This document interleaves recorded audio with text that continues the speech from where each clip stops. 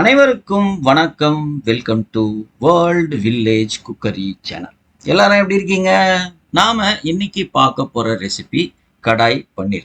இது நார்த் இந்தியாவில் ரொம்ப ஃபேமஸ். நார்த் இந்தியான்னு இல்லை, பாகிஸ்தான், ஆப்கானிஸ்தானில் ரொம்ப ரொம்ப ஃபேமஸான ஒரு சைட் டிஷ் ரெசிபி. சப்பாத்தி, ரொட்டி, பரோட்டாக்கெலாம் அவ்வளோ அற்புதமாக இருக்கும். கூட வச்சுன்னு சாப்பிட்டோன்னா எவ்வளோ சாப்பிட்றோன்னு தெரியாது. செம்ம டேஸ்டான ஒரு நார்த் இந்தியன் ரெசிபி அப்படின்னு சொல்லலாம். டேஸ்டியான ரெசிபி மட்டும் இல்லை, ரொம்ப ஹெல்த்தியான ரெசிபி. இதில் புரோட்டீன், ஃபைபர் உட்பட எல்லா சத்துக்களுமே இதில் நிறைய இருக்குது. வாங்க இந்த அருமையான கடாய் பன்னீர் எப்படி செய்யறது அப்படின்னு பார்க்கலாம். அதுக்கு முன்னாடி நம்ம சேனலை சப்ஸ்கிரைப் பண்ணாமல் இருந்தீங்கன்னா தயவு செய்து சப்ஸ்கிரைப் பண்ணிடுங்க. பக்கத்தில் பெல் ஐக்கான் வரும், அதையும் ப்ரெஸ் பண்ணிடுங்க. முக்கியமாக இந்த வீடியோவை ஸ்கிப் பண்ணாமல் முழுசாக பாருங்கள். ஸோ இந்த கடாய் பன்னீர் செய்யறதுக்கு 3 பெரிய சைஸ் வெங்காயத்தில் 2 வெங்காயத்தை இது மாதிரி ஸ்கொயராக பட்டனாக கட் பண்ணியிருக்கேன். ஸோ சிகப்பு குடமிளகாக்கு பதில் 2 தக்காளி, மீடியம் சைஸ் தக்காளி, உள்ளே இருக்க விதையெல்லாம் எடுத்துட்டு அதையும் ஸ்கொயராக கட் பண்ணியிருக்கேன். ஒரு கேப்சிகம், பச்சை கலர் குடமிளகா, அதையும் அதே மாதிரி சதுரமாக கட் பண்ணி வச்சுக்கலாம். மீதி இருக்கிற ஒரு பெரிய சைஸ் வெங்காயத்தை பொடியாக நல்லா கட் பண்ணி வச்சுக்கணும். அப்புறம் 200 கிராம் பன்னீரை இது மாதிரி சின்ன சின்ன கியூபாக கட் பண்ணி அதையும் தனியாக எடுத்து வச்சுக்கலாம். மீடியம் சைஸு 2 தக்காளியை நல்லா அரைச்சி டொமேட்டோ பியூரியாக நம்ம எடுத்து வச்சுக்கலாம். இப்போது நம்ம கடாய் பன்னீருக்கு ஒரு மசாலா ரெடி பண்ணிக்கலாம். 2 ஸ்பூன் தனியா, 1 ஸ்பூன் மிளகு, 1 ஸ்பூன் ஜீரகம், ஒரு சின்ன துண்டு பட்டை, 2 ஏலக்காய், ஒரு 3 லவங்கம், கூடவே 3 காஞ்ச மிளகாய். உங்கள் காரத்துக்கு ஏற்ற மாதிரி சேர்த்துங்க.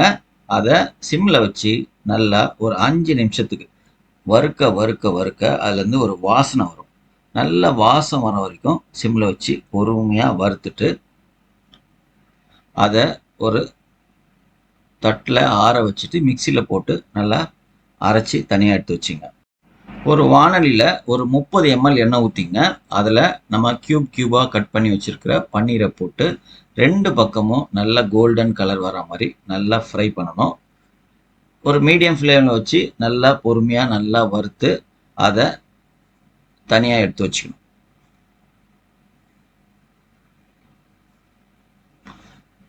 அதே எண்ணெயில் கட் பண்ணி வச்சுருக்கிற வெங்காயம், தக்காளி, குடமிளகா இது எல்லாத்தையும் போட்டு இதுக்கு தேவையான கொஞ்சம் போல் உப்பு போட்டு ஒரு 2லேருந்து 3 நிமிஷத்துக்கு மீடியம் ஃப்ளேமில் வெங்காயம் கொஞ்சம் கண்ணாடி பதத்துக்கு வர்ற அளவுக்கு நல்லா வதக்கி அதையும் தனியாக எடுத்து வச்சுங்க.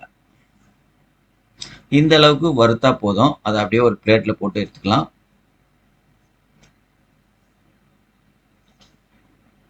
இப்போது அதே பானில் ஒரு 40 ml எண்ணெய் ஊற்றிக்கலாம். 1 ஸ்பூன் ஜீரகம் போட்டுங்க. அதில் பொடியாக கட் பண்ணி வச்சுருக்கோம்ல அந்த ஒரு பெரிய சைஸு வெங்காயத்தை அதில் போட்டுட்டு வெங்காயத்தை நல்லா பொன்னிறமாக நல்லா ஃப்ரை பண்ணணும். ஒரு 3-4 நிமிஷத்துக்கு நல்லா வெங்காயத்தை வதக்கிக்கினே இருங்க.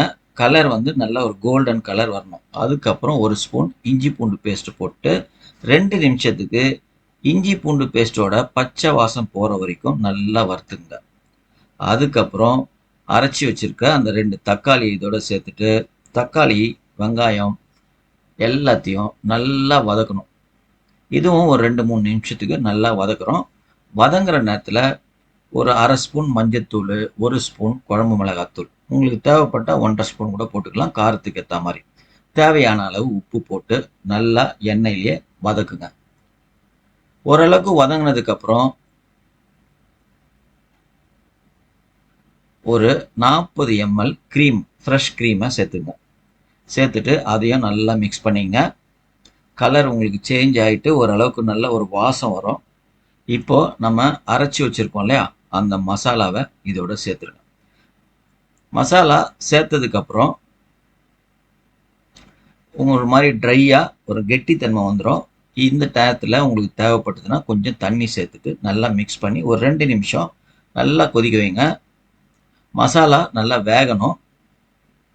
இப்போ நம்ம ஃப்ரை பண்ணி வச்சுருக்க பன்னீரை இதோட சேர்த்துட்டு நல்லா மிக்ஸ் பண்ணிவிட்டு இந்த பன்னீரை மசாலாவில் ஒரு 2-3 நிமிஷத்துக்கு வேக வச்சிங்கன்னா மீடியம் ஃப்ளேமில் இந்த மசாலாலேருந்து எண்ணெய் பிரிஞ்சு வரும். இப்போ பாருங்க, நல்லா எண்ணெய் பிரிஞ்சு வருது. மசாலா சூப்பராக ரெடி ஆயிடுச்சு. இப்போ நம்ம வறுத்து வச்சிருக்கிற வெங்காயம், தக்காளி, குடமிளகா சேர்த்துருங்க. இது வந்து கடைசி 2 நிமிஷம். இப்போ நம்ம முடிச்சுட்டு இந்த கடாய் பன்னீரை இறக்கிறதுக்கு 2 நிமிஷம் முன்னாடி தான் இந்த குடமிளகாவெல்லாம் சேர்க்கணும். அப்போ தான் கலர்லாம் மாறாமல் நல்லா சூப்பராக வரும். சேர்த்துட்டு மிக்ஸ் பண்ணிவிட்டு கொஞ்சம் போல் தண்ணி சேர்த்துங்க. உங்களுக்கு எந்த அளவுக்கு கறி கன்சிஸ்டன்சி உங்களுக்கு எந்த அளவுக்கு வேணுமோ அந்த அளவுக்கு தண்ணி சேர்த்துட்டு நல்லா மிக்ஸ் பண்ணிவிட்டு 1 நிமிஷம் கொதிக்க வச்சுட்டு கடைசியாக கொஞ்சம் போல் கசூரி மெத்தி, 3 கட் பண்ண பச்சை மிளகா, கொஞ்சம் போல் க்ரீமு, பொடியாக நறுக்குன கொத்தமல்லி தழை, இது எல்லாத்தையும் சேர்த்துட்டு இறக்குனீங்கன்னா சூப்பரான கடாய் பன்னீர் ரெடி. கண்டிப்பாக உங்கள் வீட்டில் செஞ்சு பாருங்கள், சாப்பிட்டு பாருங்கள், சந்தோஷமாக இருங்க. இந்த வீடியோ உங்களுக்கு பிடிச்சிருந்ததுன்னா ஒரு லைக்கை ஒன்று போடுங்க. உங்கள் நண்பர்களுக்கும் உறவினர்களுக்கும் இந்த வீடியோவை ஷேர் பண்ணுங்கள். முக்கியமாக நம்ம சேனலை சப்ஸ்கிரைப் பண்ணாமல் இருந்தீங்கன்னா தயவு செய்து சப்ஸ்கிரைப் பண்ணுங்க. பக்கத்துல பெல் ஐக்கான் வரும், அதையும் பிரஸ் பண்ணுங்க. மறக்காம ஒரு லைக் ஒன்று போட்டுருங்க. மீண்டும் அடுத்த வீடியோல பார்க்கலாம். நன்றி, வணக்கம், பபாய்.